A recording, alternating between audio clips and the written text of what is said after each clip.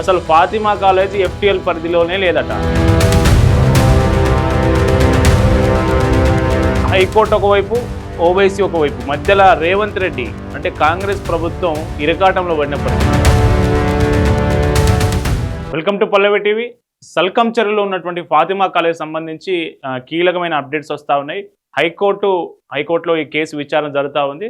So ఇందులో కీలక పరిణామం ఏంటంటే, రాష్ట్ర ప్రభుత్వం హైకోర్టుకు సమర్పించిన నివేదికలో అసలు ఫాతిమా కాలేజీ ఎఫ్టీఎల్ పరిధిలోనే లేదట.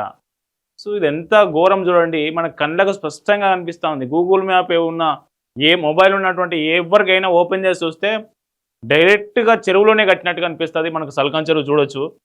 ఇది చెరువులో ఉందా లేదా, ఎఫ్టీఎల్ పరిధి. ఇంకా చెరువు ఎఫ్టీఎల్ అంటే ఫుల్ ట్యాంక్ లెవెల్.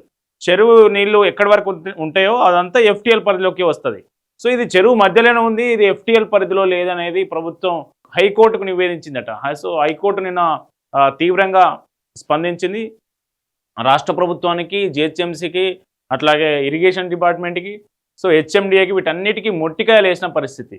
అసలు ఏం జరిగింది, నా కేసు విచారణ సందర్భంగా ఏం జరిగింది, రాష్ట్ర ప్రభుత్వం ఏం చేస్తూ ఉంది, ఇటు హైడ్రా ఏం చేస్తూ ఉంది ఏంటనేది ఈ వీడియోలో చూసే ప్రయత్నం చేద్దాం. సో మొత్తానికైతే హైకోర్టు ఒకవైపు, ఓవైసీ ఒకవైపు, మధ్యలో రేవంత్ రెడ్డి అంటే కాంగ్రెస్ ప్రభుత్వం ఇరకాటంలో పడిన పరిస్థితి. ఇటు ఓవైసీతోని హైడ్రా తెచ్చడం చెరువులను రక్షించడానికి, లేకుంటే వనరులను కాపాడడానికి, ప్రభుత్వ ఆస్తులను కాపాడడానికి. మళ్ళీ వనరులను కాపాడడానికి చెరువులను రక్షించే హైడ్రా ఫాతిమా కాలేజ్ ఎందుకు పోదనేది ఎప్పటి నుంచో ఉన్నటువంటి ప్రశ్న. సో ఓవైసీకి భయపడే కాంగ్రెస్ ప్రభుత్వం ఫాతిమా కాలేజీని కూల్చట్లేదు అనేది బహిరంగ రహస్యం. సో దీనికి సంబంధించి హైకోర్టు ఒకవైపు మొట్టికాయలు వేస్తూ ఉంది. ఇప్పుడు హైకోర్టు న్యాయపరంగా కనుక దీనిలో తీర్పిస్తే ఖచ్చితంగా ప్రభుత్వం ఫాతిమా కాలేజీని కూల్చేయాల్సి ఉంటుంది. సో ఫాతిమా కాలేజీని కూల్చేస్తే ఏమవుతుంది, ఓవైసీతోని పొత్తు చెడిపోతుంది, ఓవైసీతో స్నేహం పోతుంది, ఓవైసీతోని శత్రుత్వం ఏర్పడుతుంది. సో ఇటు ఇరకాటంలో పడినట్టు అయిపోయింది కాంగ్రెస్ గవర్నమెంట్ పరిస్థితి. సో ఈ కేసు సంబంధించి చూద్దాం. ఈ కేసు ఇంత స్ట్రాంగ్గా నిలబడడానికి కారణం ఏంటంటే, ఈయన విజయ్ గోపాల్, ఈయన అడ్వకేటు. సో అవినీతి మీద, సోషల్ రెస్పాన్సిబిలిటీ మీద, సో చట్టపరంగా న్యాయబద్ధంగా పోరాడుతున్న అడ్వకేట్ ఈయన. సో ఈయనకు ఎప్పుడైతే సల్కంచెరు ఫాతిమా కాలేజ్ కూల్చివేతం అంటే పక్షపాత ధోరణి వ్యవహరిస్తూ హైడ్రా ఫాతిమా కాలేజీని కూల్చేయట్లేదు అనేది ఎప్పటి నుంచో అందరూ చాలామంది అంటున్నారు, కానీ ఎవరు న్యాయ పోరాటం చేయలే.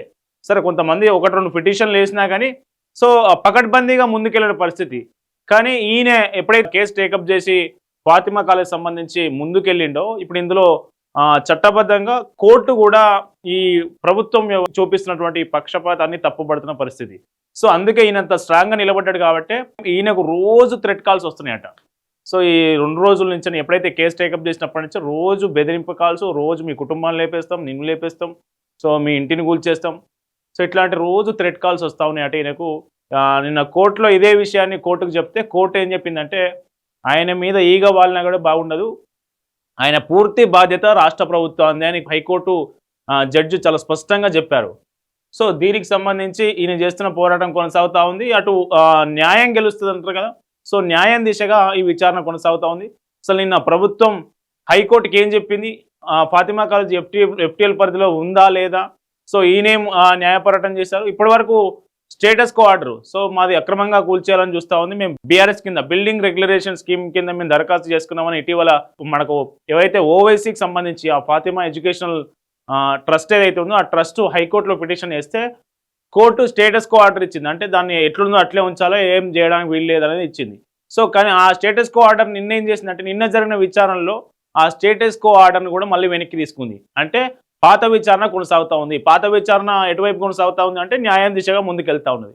ప్రభుత్వం ఎన్ని రకాలుగా అది ఎఫ్టీఎల్ పరిధిలో లేదని చెప్పినప్పటికీ కూడా కోర్టు అన్ని ఆధారాలను పరిశీలించి ఇప్పుడు అడ్వకేటు విజయ్ గోపాల్ ఇచ్చినటువంటి పిటిషన్ కావచ్చు, సమర్పిస్తున్నటువంటి ఆధారాలు కావచ్చు, ఈ పూర్తి ఆధారాలతో కోర్టు విచారణ కొనసాగిస్తూ ఉంది. అసలు కోర్టులో నేనేం జరిగిందో ఒకసారి చూద్దాం. ఆంధ్రజ్యోతి రాసింది బలంగా, ఫాతిమా ఓవైసీ విద్యా సంస్థ చెరువు ఎఫ్టీఎల్లో లేదు, హైకోర్టుకు తెలిపిన ప్రభుత్వం. రెవెన్యూ నీటిపారుదల శాఖ రిపోర్టును సమర్పించిన ఏఏజీ. పలు ప్రశ్నలు సంధించిన ధర్మాసనం సల్కం చెరువులో అక్రమ నిర్మాణాలు ఉన్నట్లు మ్యాపుల్లో స్పష్టమవుతోంది కదా అని క్వశ్చన్ చేసింది. ఎఫ్టీఎల్ తుది నోటిఫికేషన్ ఎందుకు ఇవ్వలేదనేది క్వశ్చన్ చేసింది. గతంలో ఉన్న ఎఫ్టీఎల్ ఇప్పుడు ఎలా తగ్గిందని క్వశ్చన్ చేసింది. ఈ చెరువు విషయంలో హైడ్రా ఏం చేసింది, నచ్చిన వారిని వదిలేస్తారా అని ప్రశ్న. సో హైడ్రా తీరును కోర్టు కూడా ప్రశ్నించింది. సో మీకు నచ్చిన వారిని వదిలేస్తారు, మీకు నచ్చని వారిని కూల్చేస్తారా? కనీసం పేదలు మనం చాలా సందర్భాల్లో చూసినాం. పేదలు నాలా పక్కనో, మోరీ పక్కనో చిన్న గుడిసేసుకొని ఉంటే ఆ గుడిసెను అక్రమంగా బుల్డోజర్‌తో కూల్చేసినటువంటి హైడ్రా చెరువు మధ్యలో ఇంత పెద్ద కాలేజీ కడితే ఆ కాలేజీకి పర్మిషన్ లేదు. జీహెచ్ఎంసీ పర్మిషన్ లేదు, విద్యా సంస్థకు పర్మిషన్ లేదు.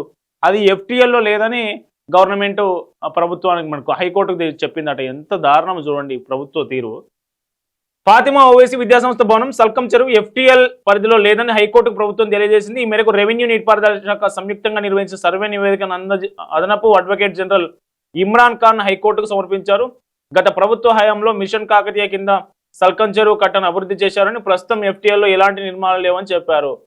సో ఇది ఎంత దారుణం చూడండి.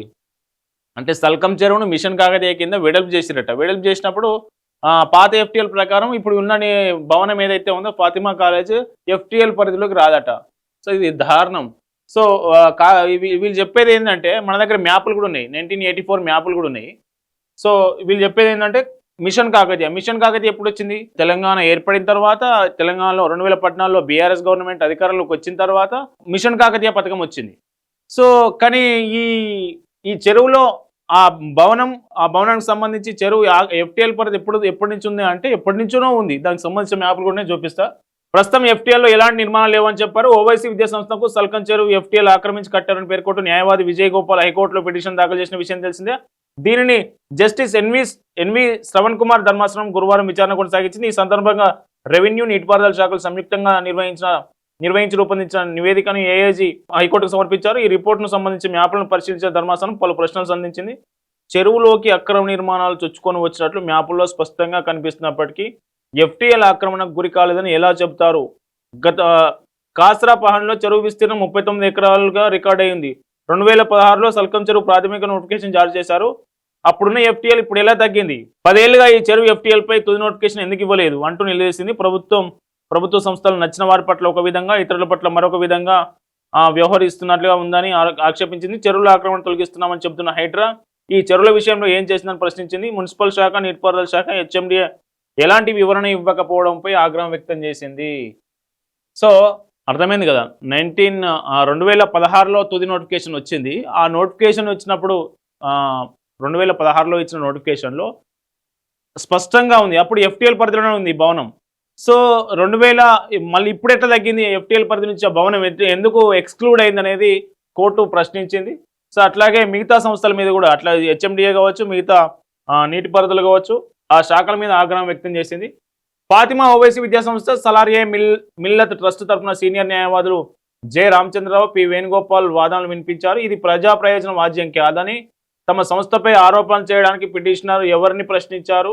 ఎప్పుడో నిర్మాణాలు పూర్తయిపోయిన తర్వాత ఇప్పుడు పిటిషనర్ ప్రశ్నించడంలో ఆంతర్యం ఏమిటన్నారు.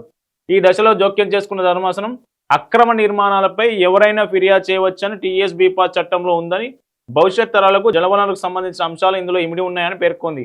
అక్రమ నిర్మాణాలపై సుప్రీంకోర్టు ఇచ్చిన బుల్డోజర్ జడ్జిమెంట్ను అన్ని రాష్ట్రాలు అమలు చేయాలంటూ గతంలోనే నోటీసులు జారీ అయ్యాయని, ఆ తీర్పును ఎంతవరకు అమలు చేశారో చెప్పాలని ప్రభుత్వానికి ఆదేశాలు జారీ చేసింది. కాగా Fatima Owaisi educational campus KG to PG విద్యా సంస్థకు అనుమతి విషయంలో హైకోర్టుకు పాఠశాల విద్యాశాఖ మరోసారి వివరణ ఇచ్చింది. ఆ సంస్థ గత ఏడాది డిసెంబర్లో పాఠశాల అనుమతి కోసం దరఖాస్తు చేసుకుందని, దీనిపై ఇంకా నిర్ణయం తీసుకోలేదని తెలిపింది. సో చూడండి, సో మాకు వాంటెడ్గా ఫాతిమా కాలేజీని కూల్చేయాలని వాంటెడ్గా విజయ్ గోపాల్ అనే అడ్వకేట్ ద్వారా ఈ పిటిషన్ వేశారు. ఇది ప్రజా ప్రయోజనం వాద్యం కాదని ఓవైసీ తరపు న్యాయవాదులు, ఫాతిమా కాలేజ్ తరపు న్యాయవాదులు వాదించారట. అప్పుడు కోర్టు ఆక్షేపించింది. సో వాంటెడ్ కాదు, అక్రమం ఎక్కడ జరిగినా ప్రశ్నించే, పిటిషన్ వేసే, ప్రజా ప్రయోజన వ్యాజ్యం వేసే హక్కు ఎవరికైనా ఉంటుంది. సో అది సల్కం చెరువు అనేది ప్రజలకు సంబంధించిన ఆస్తి. ఆ ఆస్తి జలవనరుల విషయం అందరికి సంబంధించింది కాబట్టి అందులో ఆయన పిటిషన్ వేయడంలో అసలు తప్పే లేదని హైకోర్టు ఖరాఖండిగా క్లియర్గా చెప్పేసింది. సో నెక్స్ట్ ఇంకేంటంటే ఇక్కడ చూడండి, లాయర్ రక్షణ బాధ్యత ప్రభుత్వాన్ని. సో ఇక్కడ ఏం జరిగిందంటే సల్కం చెరువు వివాదంపై పిటిషన్ దాఖలు చేసినప్పటి నుంచి తనను, తన కుటుంబాన్ని లక్ష్యంగా చేసుకుని సోషల్ మీడియాలో కొందరు అడ్డగోలు వ్యాఖ్యలు చేస్తున్నారని న్యాయవాది విజయ్ గోపాల్ తెలిపారు.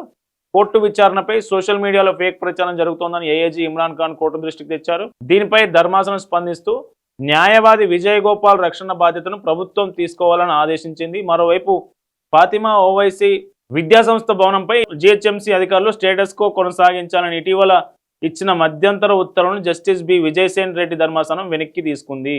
జిహెచ్ఎంసీ అధికారులు తమ భవనాన్ని కూల్చాలని చూస్తున్నారంటూ ఫాతిమా ఓవైసీ ట్రస్ట్ సలారీ మిల్లట్ పిటిషనర్ దాఖలు చేసిన విషయం తెలిసిందే. ఈ విషయమై మరోసారి ధర్మాసనం వద్ద విచారణ జరుగుతున్న నేపథ్యంలో స్టేటస్ కో ఉత్తర్వులను జస్టిస్ విజయసేన్ రెడ్డి ధర్మాసనం వెనక్కి తీసుకుంది. సో ఇది పరిస్థితి. సో ఇక్కడ మనకు చెరువులో ఇంత స్పష్టంగా అనిపించినప్పటికీ ఇది ఎఫ్టీఎల్ పరిధిలో లేనంటారు కదా. సో హైడ్రా కమిషనరు అట్లాగే జిహెచ్ఎంసీ అధికారులు ఇటీవల మన హుస్సేన్ సాగర్ పరిధిలో ఎఫ్టీఎల్ పరిధిలో ఉన్న భవనాలను సందర్శించారు. ఏది ఎఫ్టీఎల్ పరిధిలో ఉంది, దేని కూల్చాలనే దాని మీద ముందుకెళ్ళారు. అది కూడా చూద్దాం. ఫస్ట్ మ్యాప్ ఒకసారి చూడండి మీరు. సో ఫాతిమా ఓవైసీ కాలేజ్ ఇది ఎఫ్టీఎల్ పరిధిలో లేదట. ఇదంతా స్పష్టంగా ఉంది చూడండి మ్యాప్. జడ్జిమెంట్ మీరే చెప్పాలి. ఇది ఎఫ్టీఎల్ పరిధిలో లేదట. సల్కం చెరువు ఈ ఫాతిమా ఉమెన్స్ కాలేజ్ అనేది ఎఫ్టీఎల్ పరిధిలో లేదు. ఏది ఎఫ్టీఎల్ పరిధిలో ఉందో ఒకసారి చూద్దాం. ఇది చూడరి, ఇది హుస్సేన్ సాగర్, ఇది నెక్లెస్ రోడ్, ఇది బిఎస్ మక్తా, ఇది సంజీవయ్య పార్కు. ఇక్కడ ప్రదీప్ కన్స్ట్రక్షన్స్ అని ఇక్కడ ఉంది, భారీ బిల్డింగ్, అది ప్రదీప్ కన్స్ట్రక్షన్స్. ఇది ఇక్కడ ఉంది, ఇది ఎఫ్టీఎల్లో ఉందట. నెక్లెస్ రోడ్ రైల్వే స్టేషన్ ఎఫ్టీఎల్లో లేదట. సోమాజిగూడ పార్కు ఎఫ్టీఎల్లో లేదట. బిఎస్ మక్తా ఎఫ్టీఎల్లో లేదట. బుద్ధ భవన్ హైడ్రా ఆఫీస్ కూడా మనకి ఇక్కడనే ఉంది చూడండి, ఇక్కడనే ఉంది. హుస్సేన్ సాగర్ నానుకొనే ఉన్న హైడ్రా ఆఫీస్ బుద్ధ భవన్ కూడా ఎఫ్టీఎల్ పరిధిలో లేదట. అసలు దానికి సంబంధించిన చర్చే లేదు. మరి ఏది ఎఫ్టీఎల్ పరిధి, ఏది ఎఫ్టీఎల్ కాదు, ఎవరు ఎప్పుడు నిర్ధారిస్తారు? అంటే మనకి ఇష్టం వచ్చినట్టుగా మనకి ఎక్కడి నుంచి కావాలనో అక్కడంతా ఎఫ్టీఎల్ పరిధి అవుతుంది. లేదంటే మనం ఎవరినైతే ఎక్స్క్లూడ్ చేయాలనుకుంటున్నామో, ఎవరినైతే కాపాడాలనుకుంటున్నామో వాళ్ళు ఎఫ్టీఎల్ పరిధిలోకి రారు. ఇదేనా రాష్ట్ర ప్రభుత్వం చెప్పదలుచుకున్న ఎఫ్టీఎల్కు నిర్వచనం ఇదేనా అని ఇప్పుడు ప్రజలు ప్రశ్నిస్తున్న పరిస్థితి. సల్కం చెరువు సంబంధించి ఫాతిమా కాలేజ్ ఎఫ్టీఎల్ పరిధిలో లేదు అని రాష్ట్ర ప్రభుత్వం హైకోర్టుకు చెప్పిన విషయం మీద మీరు మీ కామెంట్ రూపంలో తెలియజేయండి. అసలు నిజంగా ఎఫ్టీఎల్ పరిధిలో లేదా ఫాతిమా కాలేజ్? మీరు చూస్తున్నది నిజం కాదా? మీకు కనిపిస్తున్నది వాస్తవం కాదా? కామెంట్ చేయండి. హైడ్రా తీరును కోర్టు కూడా ప్రశ్నించింది. అసలు నిజంగా ఎఫ్టీఎల్ పరిధిలో లేదా ఫాతిమా కాలేజ్? మీరు చూస్తున్నది నిజం కాదా? మీకు కనిపిస్తున్నది వాస్తవం కాదా?